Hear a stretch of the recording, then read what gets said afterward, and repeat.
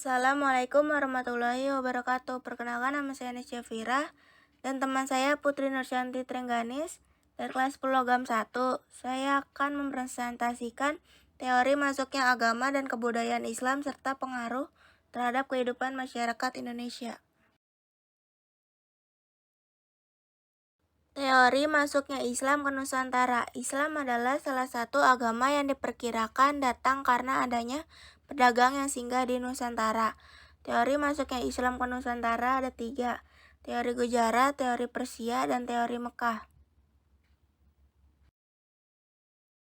Teori Gujarat. Islam masuk ke Kepulauan Indonesia berasal dari Gujarat sekitar abad ke-13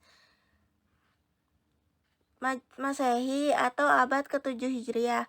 Pendapat ini mengasumsikan bahwa Gujarat terletak di India bagian barat berdekatan dengan Laut Arab. Orang yang menyebarkan Islam ke Indonesia menurut Pigeon Apple bukanlah dari orang Arab langsung, melainkan para pedagang Gujarat yang telah memeluk Islam dan berdagang ke dunia timur.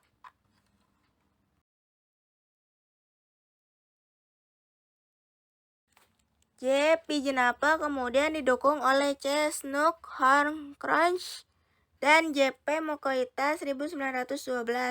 Menurutnya batu nisan di Pasai dan makam Maulana Malik Ibrahim yang wafat tahun 1419 di Gresik, Jawa Timur memiliki bentuk yang sama dengan batu nisan yang terdapat di Kambay. Argumentasinya didasarkan pada batu nisan Sultan Malik al-Soleh yang wafat pada 17 Zulhijjah 831 Hijriah atau 1297 Masehi di Pasai, Aceh. J.P. Mogoita kemudian berkesimpulan bahwa batu nisan tersebut diimpor dari Gujarat atau setidaknya dibuat oleh orang Gujarat atau orang Indonesia yang telah belajar kaligrafi khas Gujarat. Teori Persia. Hussein Jayadiningrat mengatakan bahwa Islam masuk ke Indonesia berasal dari Persia atau Iran sekarang. Pendapat didasarkan pada kesamaan budaya dan tradisi yang berkembang antara masyarakat Parsi dan Indonesia. Tradisi merayakan 10 Muharram atau Asyura sebagai hari suci kaum Syiah atas kematian Hussein bin Ali, seperti yang berkembang dalam tradisi Tabot di Pariaman, di Sumatera Barat dan Bengkulu. Teori Mekah. Buya Hamka atau Haji Abdul Malik Karim Amirullah mengatakan bahwa Islam berasal dari tanah kelahirannya yaitu Arab atau Mesir. Proses ini berlangsung pada abad pertama Hijriah atau abad ke-7 Masehi. Senada dengan pendapat Hamka, teori yang mengatakan bahwa Islam berasal dari Mekah dikemukakan oleh Anthony H. Jones. Menurutnya, proses Islamisasi dilakukan oleh para musafir atau kaum pengembara yang datang ke Kepulauan Indonesia.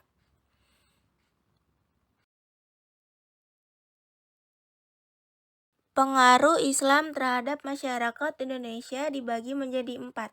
Bidang politik, bidang sosial, bidang agama, dan bidang kebudayaan. Bidang politik. Sebelum Islam masuk Indonesia, sudah berkembang kerajaan-kerajaan Hindu-Buddha. Kerajaan tersebut kemudian mengalami kemunduran dan digantikan peranannya oleh kerajaan-kerajaan Islam. Pada masa Islam, konsep kerajaan berubah menjadi kesultanan. Dalam sistem kesultanan, nilai-nilai Islam menjadi dasar dalam pengendalian kekuasaan. Bidang sosial. Pada masa Hindu-Buddha terjadi pembeda yang tegas antara kelompok masyarakat yang disebut dengan sistem kasta. Sistem ini yang membedakan masyarakat menjadi golongan Brahmana, Ksatria, Waisya, dan Sudra.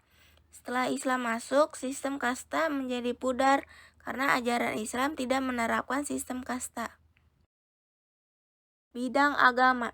Pada masa Islam, sebagian masyarakat Indonesia menganut agama Islam. Meskipun demikian, masih terdapat masyarakat yang menganut kepercayaan terhadap roh halus. Hingga saat ini, sebagian besar masyarakat Indonesia menganut agama Islam. Bidang kebudayaan. Berkembangnya kebudayaan Islam di Kepulauan Indonesia tidak serta-merta menggantikan atau memusnahkan kebudayaan yang sudah ada.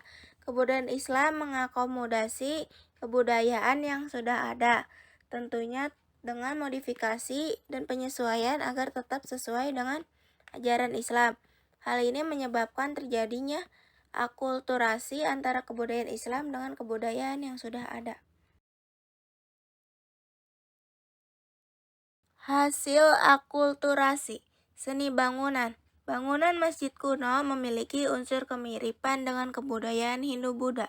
Kemiripan ini terlihat pada atap tumpang atau atap bersusun tingkat paling tinggi berbentuk limas.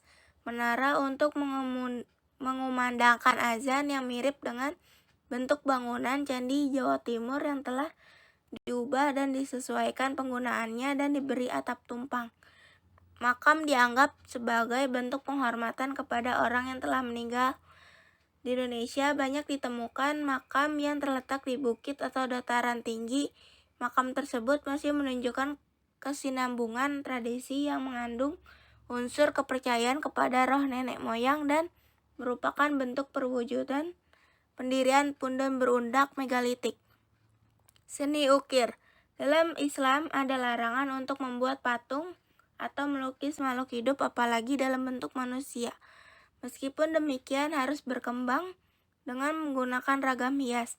Ragam hias ini kemudian ditambah dengan ragam hias Arab, hias huruf Arab atau kaligrafi untuk menyamarkan lukisan makhluk hidup.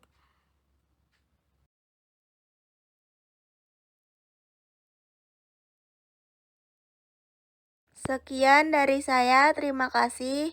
Wassalamualaikum warahmatullahi wabarakatuh.